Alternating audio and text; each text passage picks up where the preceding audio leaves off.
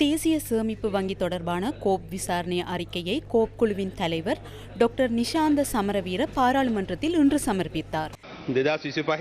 2025ஆம் ஆண்டு செப்டம்பர் 30ஆம் தேதி நிலவரப்படி வங்கியினால் வழங்கப்பட்ட 5 மில்லியன் ரூபாய்க்கு மேல் நிலுவையில் உள்ள கடன்களை நாங்கள் ஆராய்ந்தோம். இதன் கீழ் 96,046 மில்லியன் ரூபாய் காணப்பட்டது. இதில் 7,972 மில்லியன் ரூபாய் செயற்படாத கடன்களாக வகைப்படுத்தப்பட்டுள்ளது. இவற்றில் மிகப்பெரிய 4 கடன்கள் தொடர்பில் ஆராய்ந்தோம். அதிக கடன்களை பெற்ற நிறுவனங்களில் $9 மில்லியன் கடனை கொண்ட RPI பிரைவேட் லிமிடெட், 750 மில்லியன் ரூபாய் கடனை கொண்ட டெக்னோபார்க் டெவலப்மெண்ட் நிறுவனம், பிம்புத் ஃபைனான்ஸ் ஆகியன அடங்குகின்றன.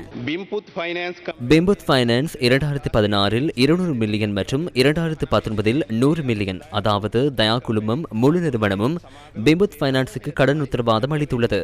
ஆனால் பிரச்சனை என்னவென்றால், இந்த நிறுவனம் 2025ஆம் ஆண்டு பிப்ரவரியில் கொழும்பு வணிக மேல் நீதிமன்றத்தினால் கலைக்கப்பட்டுள்ளது. 350 மில்லியன் ரூபாவுக்கு மேல் கடனை செலுத்தாத இந்த பிம்புத் நிதி நிறுவனத்திற்கு HDFC வங்கியினால் ஒரு வழக்கு தாக்கல் செய்யப்பட்டுள்ளது. மேலும் 2018ஆம் ஆண்டு ஜூன் மாதத்தில் மாலைத்தீவில் உள்ள RPI பிரைவேட் லிமிடெட் என்ற பதிவு செய்யப்பட்ட நிறுவனத்திற்கு $9 மில்லியன் அமெரிக்க கடன் வழங்கப்பட்டுள்ளது. NSP நிறுவனத்திற்கு அத்தகைய கடனை வழங்க ஒரு வெளிநாட்டு நிறுவனத்திற்கு அத்தகைய கடனை வழங்க எந்த கடமையும் இல்லை. இந்த மூலதனமும் திருப்பி செலுத்தப்படவில்லை. இந்த விடயத்தில் விசாரித்து செயற்பட இந்த அறிக்கையுடன் ஒரு பரிந்துரையை நாங்கள் சமர்ப்பித்துள்ளோம்.